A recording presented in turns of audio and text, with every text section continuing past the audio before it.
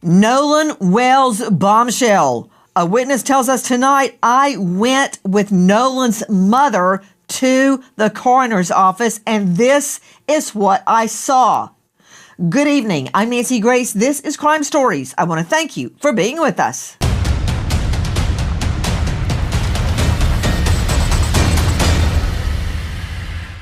Nolan is dead. Could it be a decompositional change? Could it be something else like blunt force injury? It's hard to say at this point in time.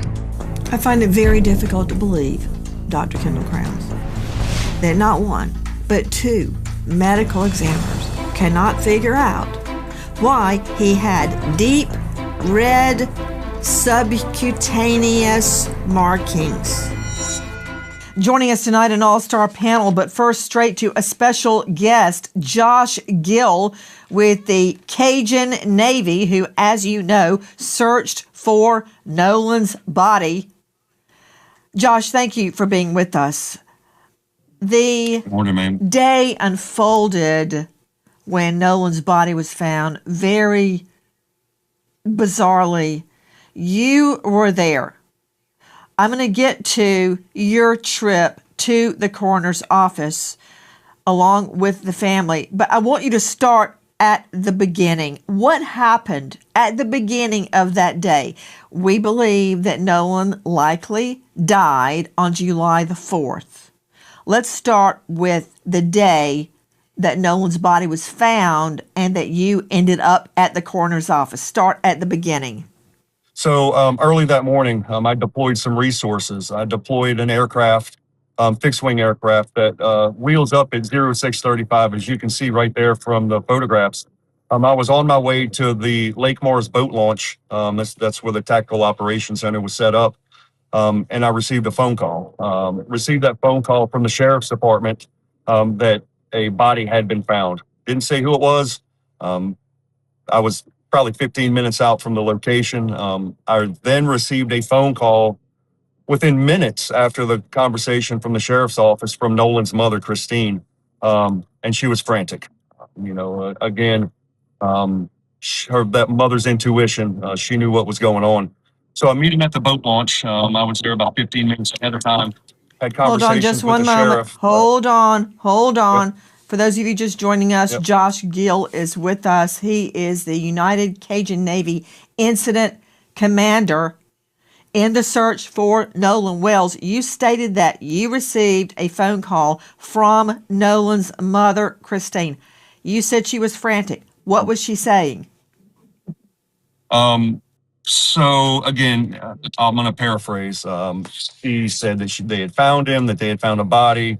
My biggest concern at that exact moment was to make sure that she was safe, that she had, a safe way to get there, because it was the beginning of what's more than likely to be the worst day of her life. So continuing on. Hold on. Josh, you got me drinking from the fire hydrant here. Every word you're saying sparks 100 questions. So Sure. Nolan Wells' mother calls you, okay? Where was she when she called? She was en route to the boat launch as well. We were meeting there Okay. For the search. Okay. Had she been told that a body had been found? Yeah, when she called me, so we had earlier communication, but via text, when she called me, she told me that a body had been found. She had been notified by the Sheriff's Department. Oh, gosh. No wonder she... As district attorney, I do not have the same freedom to share information publicly that private individuals may have. That is not a theory.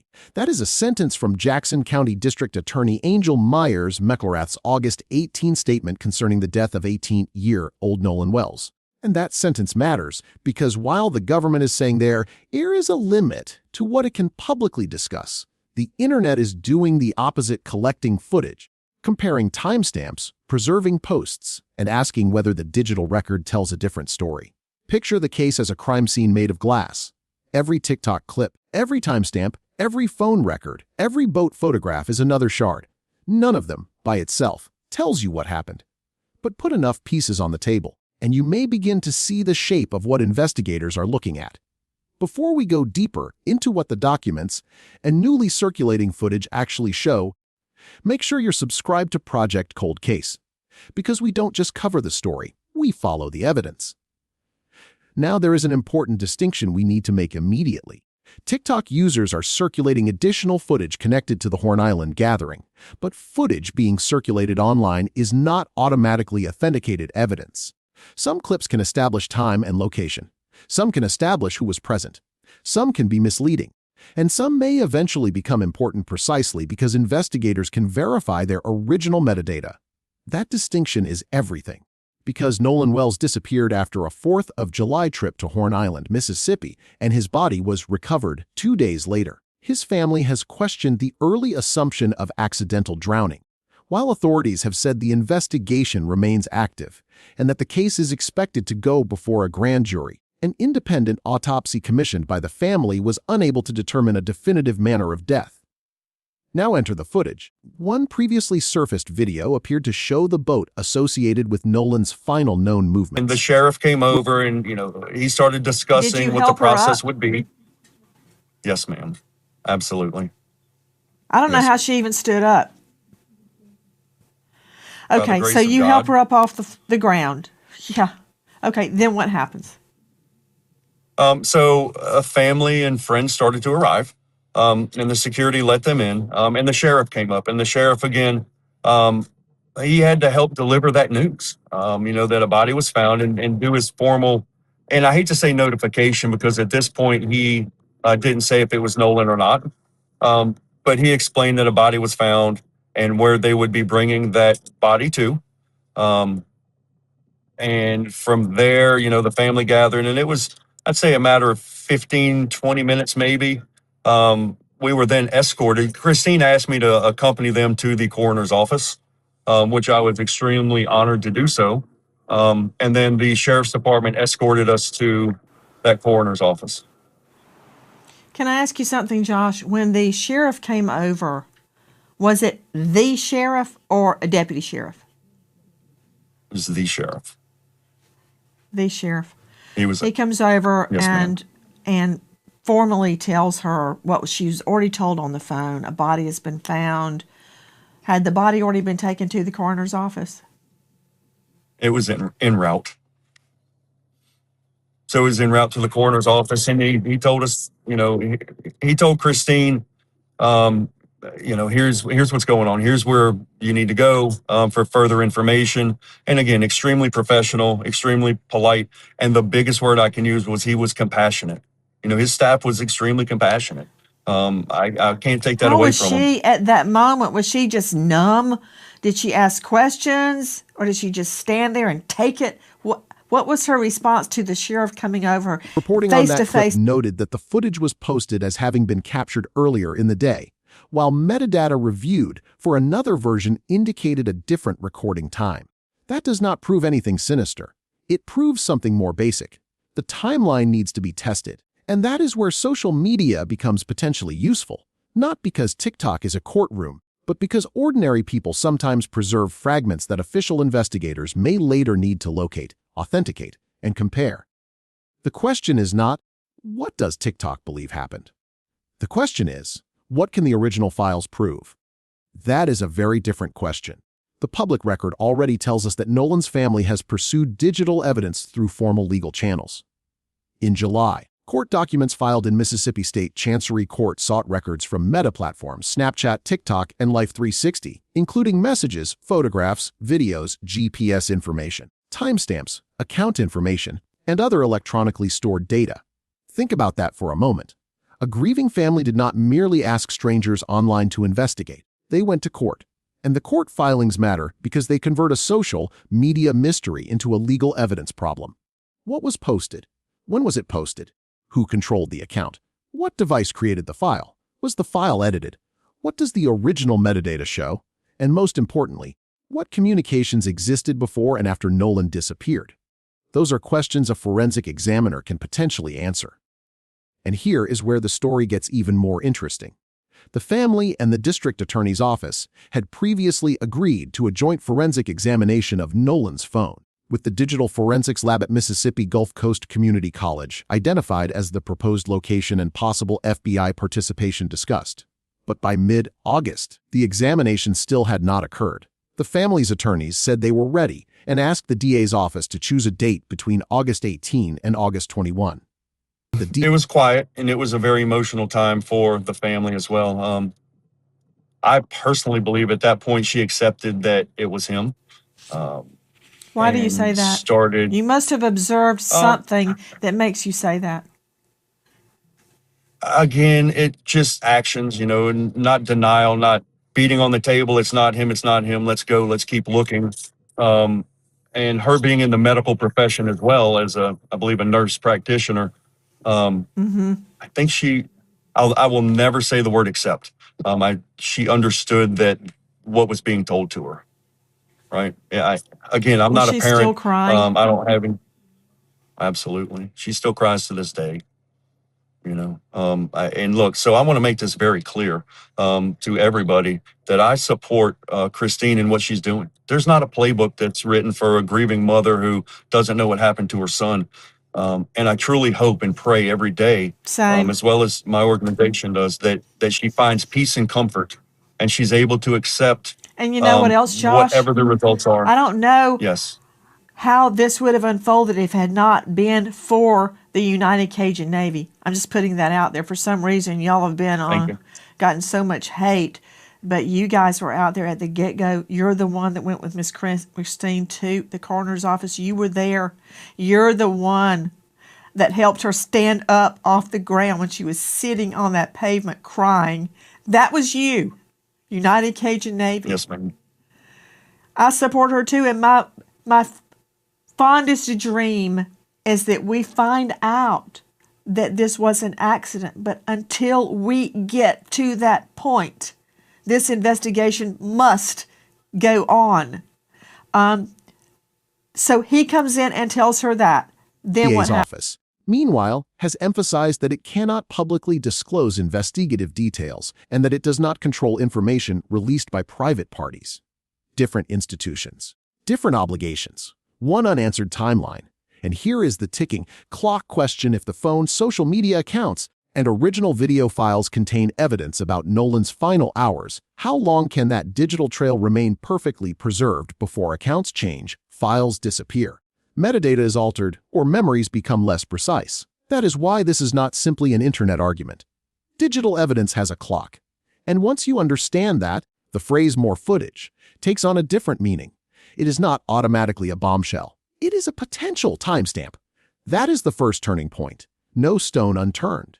Now consider what the newly surfaced material can and cannot establish. A video showing Nolan or his boat at a particular time can potentially challenge a claimed sequence of events. A video showing other people nearby can establish opportunity, but not guilt. A clip showing an argument can demonstrate that an argument occurred, but not what happened afterward. This is where responsible analysis has to slow down, because the internet has a tendency to take one frame and build an entire verdict around it. We are not doing that. We are asking what the evidence can actually carry. And there is another reason this matters. The district attorney has said her office intends to present a thorough investigation to a grand jury. She has also warned that public commentary does not necessarily establish truth and that her office is constrained by legal and ethical obligations. That means the eventual case will not be decided by which video went viral. It will be decided by what can be authenticated: chain of custody, original files, witness testimony, forensic findings, phone extraction, location data, and corroboration. That is where TikTok can either become useful or become noise. Because if an anonymous user uploads a compressed copy of a video, investigators may have to find the original creator. In bodies of water, the person will stay in pretty much the location where they go underwater if it's witnessed. They don't usually move around much after they have submerged or gone underwater. So to me, it's very concerning that he was on the shore, or that his body surfaced that quickly. But that's what I am guessing is why they couldn't do an immediate visual identification with the family or even fingerprints. So I would really like to know more about the condition of the body. That's what I am assessing as a death investigator when I respond to a scene. So there should be a death investigation report from a death investigator who has experience looking at bodies and has experience examining these type of things to show exactly what his condition was when he was found. And if the body is decomposed more than what you would normally expect in a drowning case, that should be a big red flag. That's something that you definitely need to look into further. So you're saying, let me follow up on what you just said. You find it odd that he was quasi on the shore. You also stated that location where the body is found is typically where they went under. You also said that the body must have been too decomposed to make a facial ID. I did not hear an explanation as to why fingerprint ID was impossible. Fingerprint identification would be impossible if the hands were dried out to an extent where they can't be fingerprinted. Sometimes people that are underwater, or if the hands are underwater, the skin, just like if you're in the bathtub for a prolonged period of time, the skin ends up looking the same way. It just gets kind of wrinkled, and it's very hard to get a usable or workable fingerprint in those scenarios. So one scenario would be the body is too decomposed to get a fingerprint or a visual identification. And then the alternate scenario is the body or the hands were exposed to the water too long to where they just Original are not file able to get it. exists. Its metadata may be far more valuable than the viral copy. If multiple independent recordings show the same event from different angles, the evidentiary picture becomes stronger. The internet may find the fragment.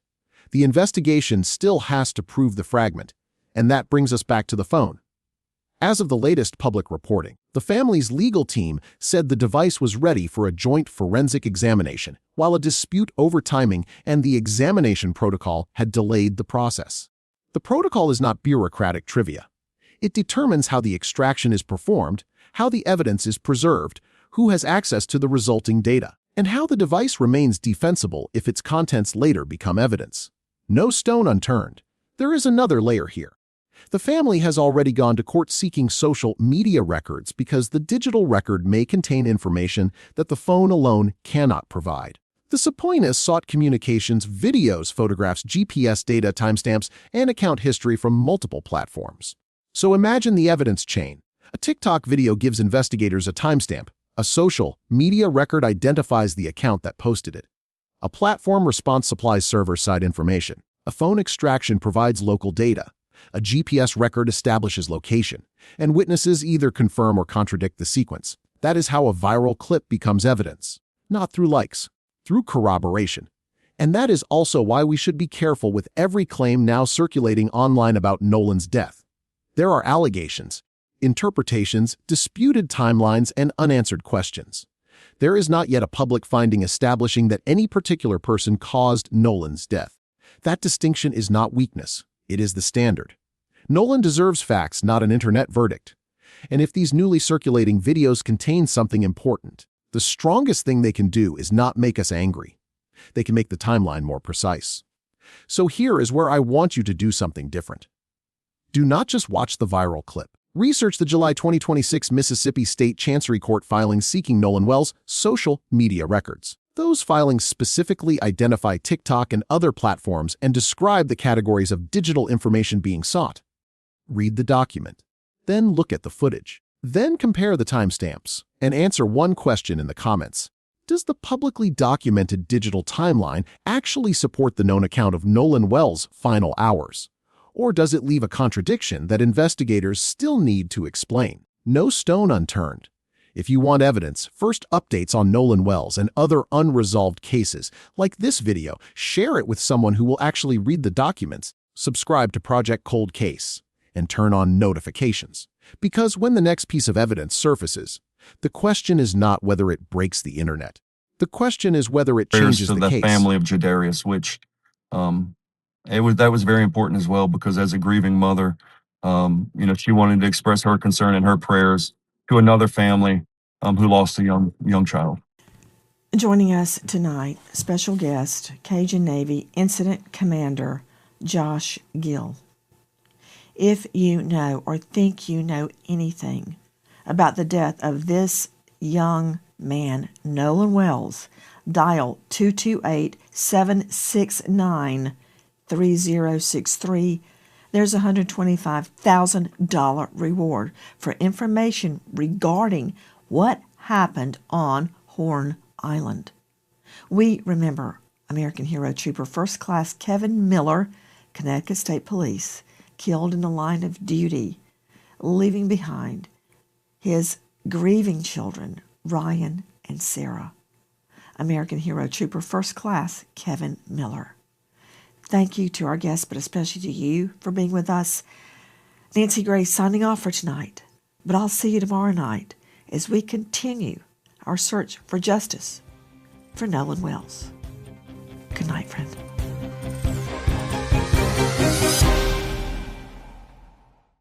Hi, guys. Please join us on our mission to find missing people, especially children, to solve unsolved homicides. And if you're on the go, please join us on your favorite podcast app where you can get all our content, where we, in our way, seek justice.